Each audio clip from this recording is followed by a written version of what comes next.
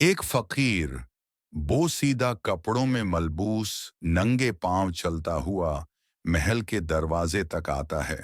गर्मी सख्त है, धूप तेज है, उसके चेहरे पर सुकून है, मगर जिस्म पसीने से शराबोर है। वो महल के दरबान से कहता है, मैं प्यासा हूं, बादशाह ए वक्त से एक प्याला पानी मांगना चाहता हूं। दरबान हंसता है मगर फकीर का इसरार देखकर अंदर इत्तिला दे देता है। बादशाह फकीर की बात सुनकर मुस्कुराता है। उसे दिखावे की नेकी का मौका नजर आता है। इसे महल के अंदर लाओ। फकीर को शाही हॉल में लाया जाता है। बादशाह सबके सामने कहता है, यह है हमारा अदल। फकीर को महल में बुलाकर पानी पेश किया जाए। फिर वो खादिम को हुक्म देता है, चांदी का सबसे अच्छा प्याला लाकर उसमें पानी भरो। खादिम जाता है, मगर थोड़ी देर बाद आकर कहता है, हुजूर, बर्तन तो साफ है, मगर बर्तन में पानी ही नहीं। बादशाह परेशान होकर कहता है, तो फिर किसी और बर्तन में ले आओ। खादिम शर्मिंदगी से कहता है, महल के सारे बर्तन खाली हैं। फकीर मुस्कुराकर कहता है, बादशाह सलामत। खाली बर्तन से कुछ नहीं निकलता, जैसे खाली दिल से रहम नहीं निकलता। सिर्फ हुक्म देने से नेकी नहीं होती, दिल में सच्चाई और रहम होना भी जरूरी है।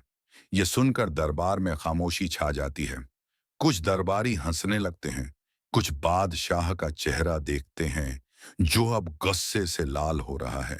बादशाह गुस्से से चीखता है, इस गुस्ताख को कैद खाने में डाल दो। फकीर को कैद खाने में फेंक दिया जाता है, मगर वो कैद खाने में भी अजहान देता है, दुआएं करता है। कुछ ही दिनों में कैदी उसके इर्द गिर्द जमा होने लगते हैं।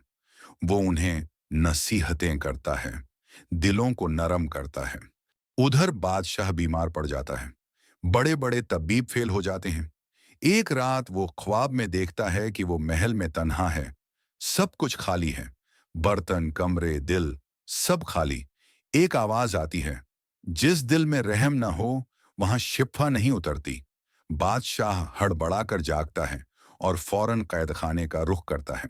फकीर से कहता है, मुझे माफ कर दो, मैंने तुम्हें सिर्फ एक प्याला पानी देने से भी महरूम रखा।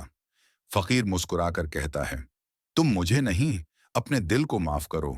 अब अगर रहम करना सीख लो तो शायद तुम भी भर जाओ, जैसे खाली बर्तन भर जाता है।